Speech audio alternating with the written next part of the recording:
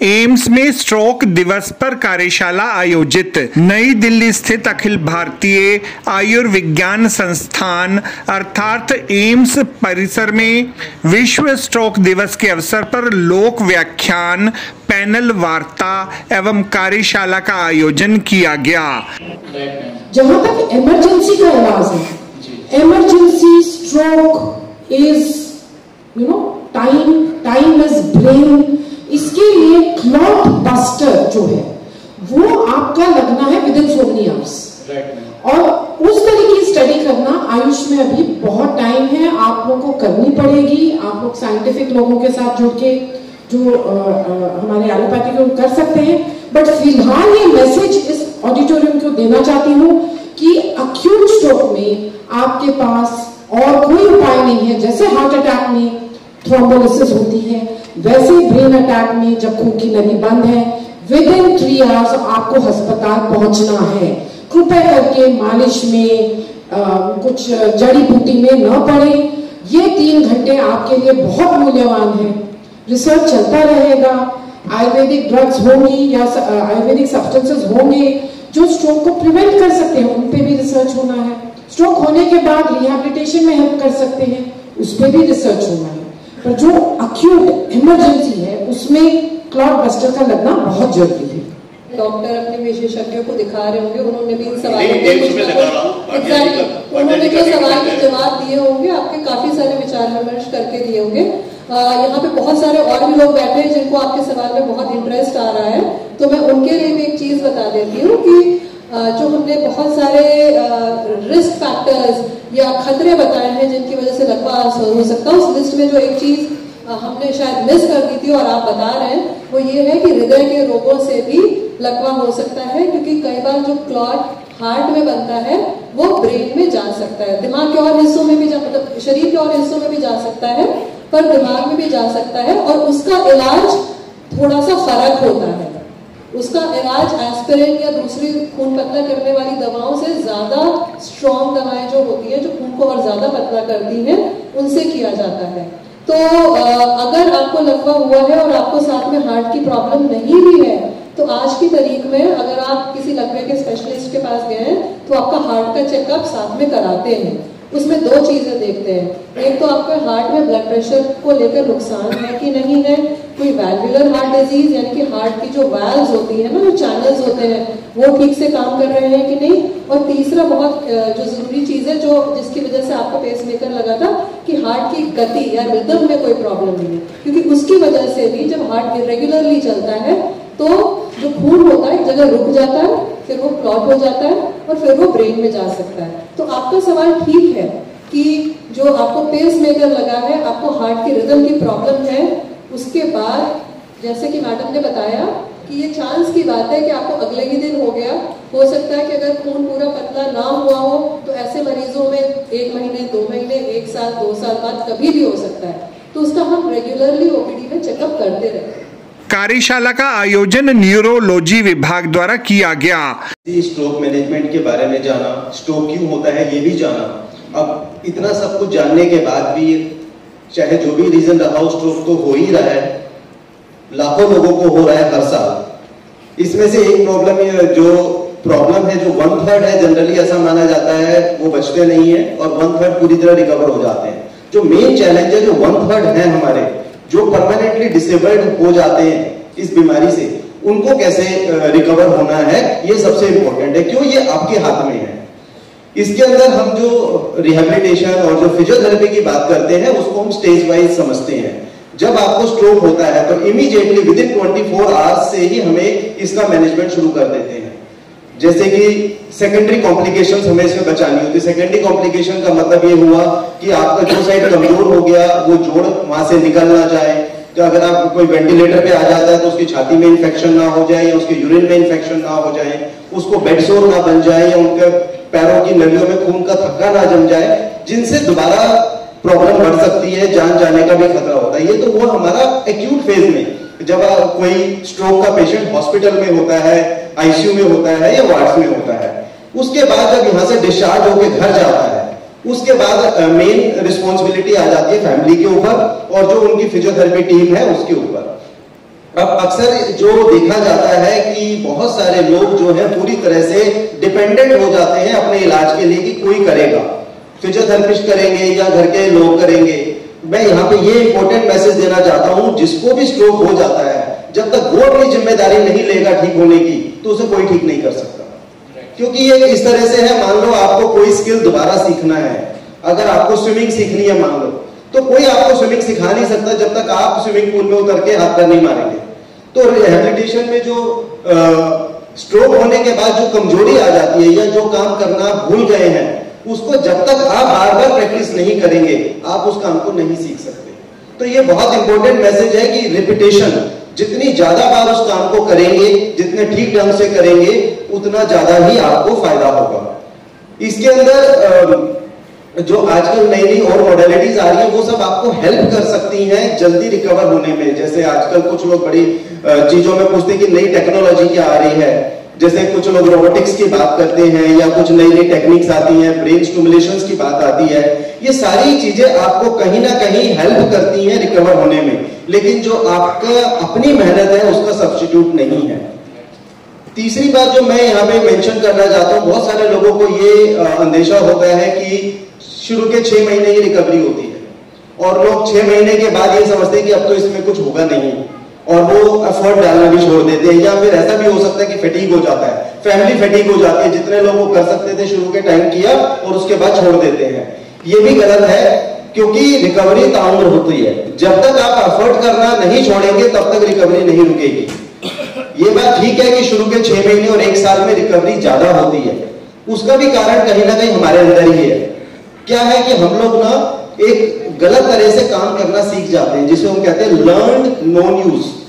मतलब जैसे मान लो सीधी साइड का लकवा हुआ और हमने उल्टी साइड से काम करना शुरू कर दिया और सीख लिया, तो अब उसके बाद क्या हुआ कि वो सीधी साइड से दोबारा काम करना, जितना समय लेट करेंगे उतना आपको मुश्किल होगा दोबारा से राइट हैंड को यूज करना।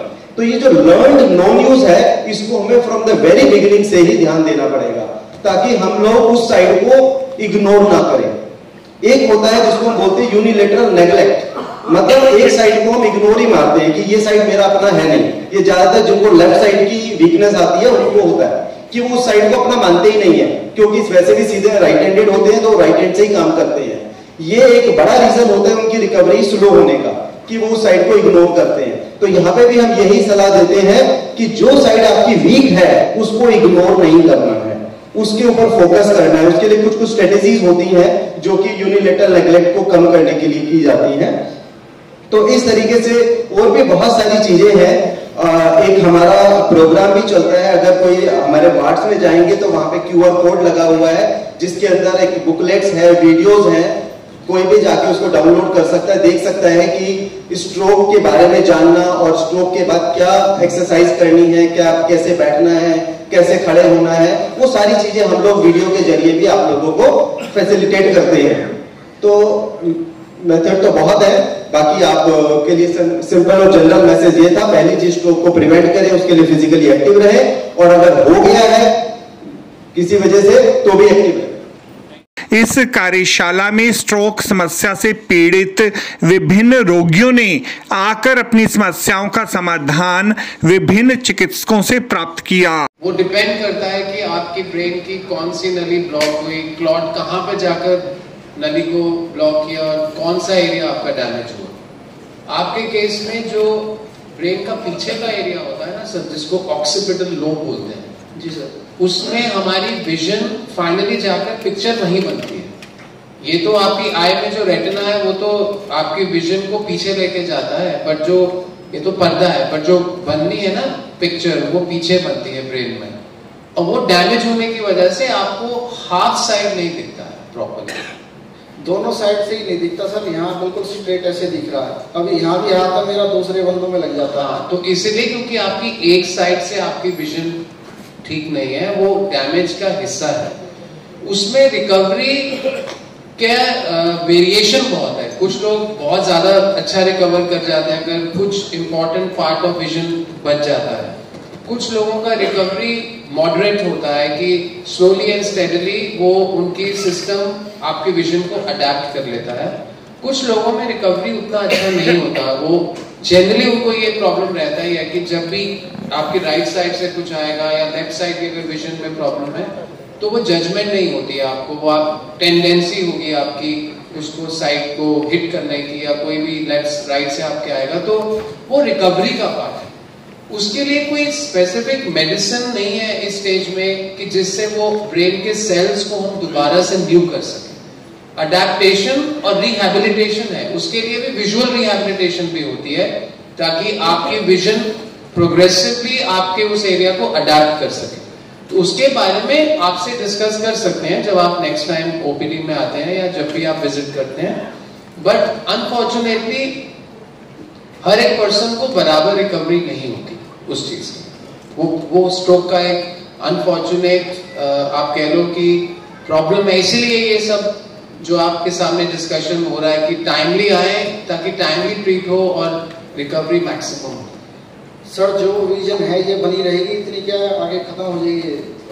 बहुत कम है विजन, वापस और नहीं जाती है। अच्छा, जो विजन का आपका डैमेज हुआ है वो डैमेज तक ही स्थिर रहेगी, उसे इंप्रूव ही करेगी, खराब नहीं होने वाली है उससे। ऐसा नहीं होता, वो मत वरी करिए।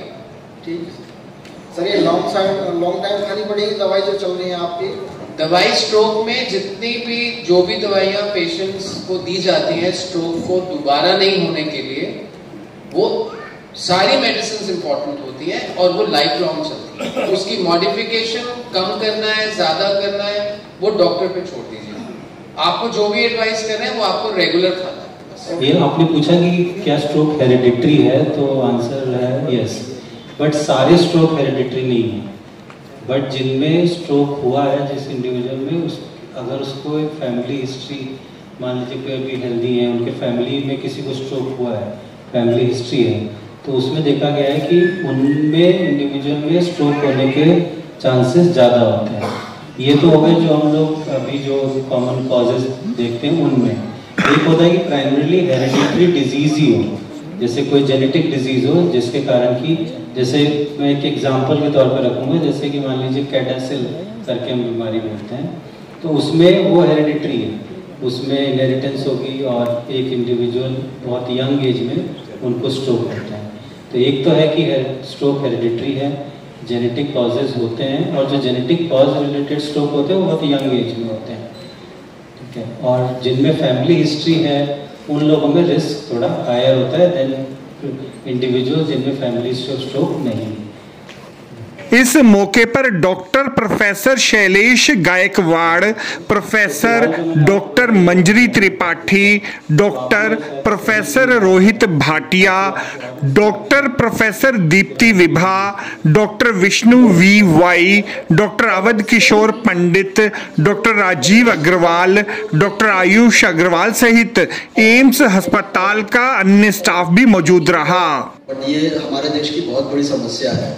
आपको समझना है कि अगर स्ट्रोक का इलाज, आप ऐसी जगह जा रहे हैं जहाँ स्ट्रोक का इलाज ना हो, बट जिसे हम कहते हैं कि हमारी कंट्री में जो ट्रीटमेंट के जो सिस्टम फॉलो होता है, हायरार्किकल सिस्टम होता है, primary, secondary, tertiary care hospital जिसे हम कहते हैं, आपका घर से अगर कॉम्प्रिहेंसिव सेंटर काफ़ी दूर है, ठीक है, पहली कोशिश तो ये करनी है कि जो नियरेस्ट हॉस्पिटल है वहाँ जाना चाहिए, जहाँ पे इसका इलाज किसी भी हद तक के संभव हो, वहाँ जाना चाहिए। अगर वो बताते हैं कि आपको हायर सेंटर में जाना पड़ेगा तो फिर आपको हायर सेंटर में आना पड़ेगा, बट वो ऑन द वे जिसे हम कहते हैं कि अगर स्ट्रोक हुआ है और लग रहा है कि कोई नसल जैसे आर्टरी बंद हुई है, तो उसमें एक दवाई जिसे कहते हैं क्लॉट बस्टर, वो IV लाइन लगा के आपको एम्बुलेंस में भेज देंगे।